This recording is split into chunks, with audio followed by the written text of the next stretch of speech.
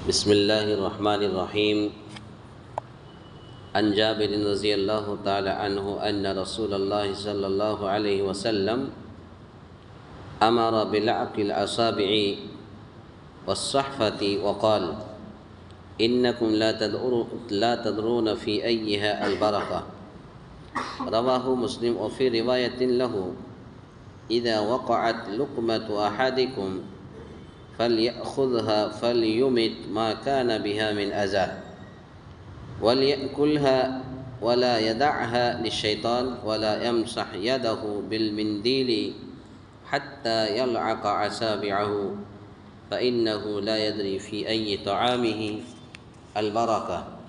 وفي رواية له: إن الشيطان يحذر أحدكم عند كل شيء من شأنه حتى يحذره عند طعامه، فإذا سقطت من أحدكم اللقمة فليمت ما كان بها من أذى فليأكلها ولا يدعها للشيطان.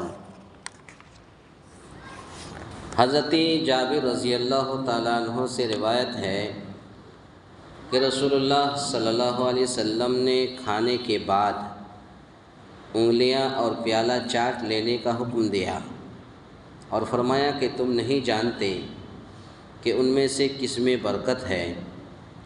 اس کو امام مسلم رحمۃ اللہ علیہ نے اپنی حدیث کے اندر روایت کیا ہے، اور مسلم ہی کی اور روایت میں ہے، فرمایا کہ جب تم میں سے کسی کا لقمہ ہاتھ سے زمین پر گر جائے تو اس کو چاہیے کہ اسے پکڑ لے، یعنی زمین سے اٹھا لے اور اس میں لگی ہوئی گندگی مٹی وغیرہ کو صاف کر کے کھا لے اور اسے شیطان کے لیے نہ چھوڑے، اور اپنے ہاتھ رومال، تولیے، کپڑے کے ساتھ نہ پوچھے، یہاں تک کہ پہلے اپنی انگلیاں چاٹ لے، اس لیے کہ وہ نہیں جانتا کہ اس کے کون سے کھانے میں برکت ہے۔ اور اسی مسلم کی ایک اور روایت میں ہے کہ شیطان تمہارے پاس تمہاری ہر چیز میں حاضر ہوتا ہے، یہاں تک کہ کھانے کے وقت بھی، بس جب تم میں سے کسی کے ہاتھ سے لقمہ گر جائے تو اس کو چاہیے کہ اسے اٹھا کر اس میں لگی ہوئی گندگی اگر ممکن ہو صاف کر لے اور کھا لے اور اسے شیطان کے لیے نہ چھوڑے۔ تو اس لیے اس حدیث کے اندر اس حدیث کا مطلب یہ ہے کہ کھانے کے بعد انگلیاں چاٹنے اور برتن صاف کرنے، اسی طرح گرے ہوئے لقمے کو اٹھا کر کھا لینے کا جو حکم ہے اس کے متعدد فوائد ہیں۔ ہو سکتا ہے کہ ہم کھانا کھا رہے انگلیاں نہیں چاٹیں، ہو سکتا ہے کہ انگلیوں کے اندر جو کھانا لگا ہوا ہے ہو سکتا ہے اسی میں بہت سی بیماریوں کا شفا ہو، یا اسی میں کچھ ایسی فوائد ہوں جو آپ نے نہیں کھایا۔ تو گویا کہ اسی طریقے سے کوئی لقمہ گر جائے، ہم نے اٹھا کر نہیں کھایا، ہو سکتا ہے کہ اسی کے اندر کچھ فوائد رہا ہو تو اٹھا کر کھا لینا چاہیے۔ ایک تو یہی کہ ممکن ہے کہ برکت اسی حصے میں ہو جسے انسان انگلیوں یا برتن کے ساتھ لگا ہوا چھوڑ دیتا ہے۔ ہو سکتا ہے کہ انسان انگلی کے ساتھ لگا ہوا کھانا چھوڑ دیتا ہے، گرے ہوئے لقمے کو چھوڑ دیتا ہے، ہو سکتا ہے کہ برکت اسی میں ہو۔ دوسری چیز، اس میں تواضع کا اظہار اور متکبرین کے طرز عمل سے اجتناب ہے۔ آج آپ شادی خانوں میں چلے جائیں، آج اتنے کھانے پینے کی فراوانی ہے، اتنا لوگ کھاتے ہیں تو اس سے کئی زیادہ پھینکتے بھی ہیں۔ پھینکنا نہیں چاہیے، اسی لیے تو، اور شادی خانے میں تو اس لیے باضابطہ دسترخوان بچھایا جاتا ہے تاکہ کوئی کھانا گرے، چاول گرے، دانہ گرے، آپ اس کو اٹھا کر کے کھا لیں۔ لیکن آج اگر کوئی اس کو اٹھا کر کھاتا ہے تو عیب سمجھا جاتا ہے کہ دیکھو اس کو نہ جانے کتنے دنوں سے کھانا نہیں ملا۔ تو آپ لوگوں کو دیکھنے دیجئے، لوگوں کو کہنے دیجئے۔ آپ اگر اٹھا کر کے کھا لیتے ہیں تو ہو سکتا ہے کہ اسی دانے کے اندر کوئی ایسی برکت ہے، برکت ہو جو آپ نے اس برکت کو ضائع کر دیا، برباد کر دیا۔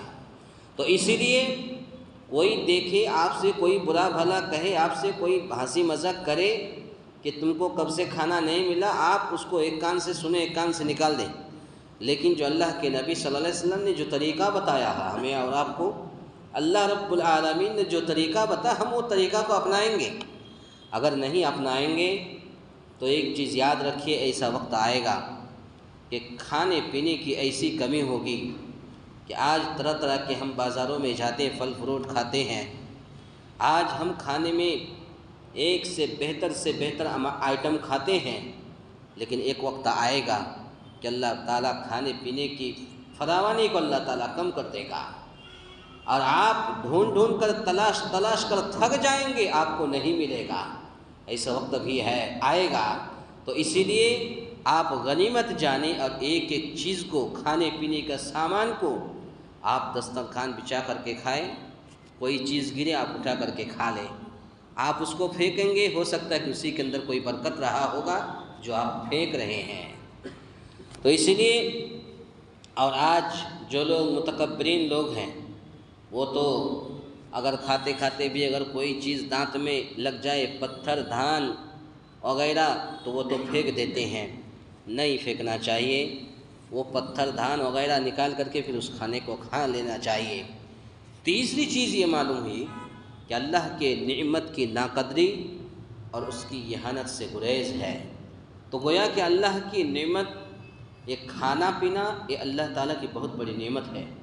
کتنے لوگ ایسے ہوں گے جن کو کھانا پانی نہیں مل رہا ہے، جو اسٹیشنوں میں اور ریلوے میں گھوم پھر کر کے نہ جانے وہ کب سے کچرا گرا ہوا رہتا ہے، اس کو اٹھا کر کے کھاتے ہیں۔ کم سے کم اس کو دیکھ کر کے نصیحت حاصل کیجئے کہ ایک انسان کو کئی دن سے کھانا پانی نہیں ملا، بھوکے پیاسے وہ کچڑے میں گرا ہوا اسی کو اٹھا کر کے کھاتے ہیں۔ چوتھی چیز، شیطان کی تذلیل اور اس کے ہتھ کنڈوں کو ناکام بنانا ہے۔ یہ شیطان کو آپ موقع نہ دیں کہ کوئی لقمہ گر جائے ہم اس کو اٹھائیں گے نہیں، انگلیوں میں کھانا لگا ہوا اس کو کھائیں گے نہیں۔ یہ سب آپ کو شیطان بہکا رہا ہے، یہ سب شیطان آپ کو پھسلا رہا ہے۔ تو شیطانوں کو آپ موقع نہ دیں، بلکہ شیطانوں کے ہتھ کنڈوں کو ناکام بنائیے۔ اس سے اندازہ لگایا جا سکتا ہے کہ آج کل کی دعوتوں میں جس طرح کھانا ضائع کیا جاتا ہے، اور سڑکوں اور کوڑوں کے ڈھیروں میں اور کچرا دان میں کھور میں پھینک دیا جاتا ہے، وہ کس طرح اللہ کی نعمت کی ناقدری اور اسلامی تعلیمات کی بے توقیری ہے۔ آج جو لوگ نہ جانے کتنے کھانا کو پھینک دیتے ہیں، نہ جانے کتنے غریب بیچارے ایسے ہیں جن کو کھانا نہیں ملتا، وہ پانی پی کر کے زندگی گزر بسر کر رہا ہے۔ ایسے لوگوں کو آپ کھانا پہنچا دیں، ایسے لوگوں کو آپ کھانا دے دیں، تو کھانے کو ضائع اور برباد نہ کریں۔ اگر آپ کے گھر میں اگر کوئی کھانا رہ جاتا ہے، آج تو ہر گھر کے اندر فریج ہے، آپ فریج کے اندر رکھ دیجئے، اس کو پھر صبح گرم کر کے کھا لیجئے۔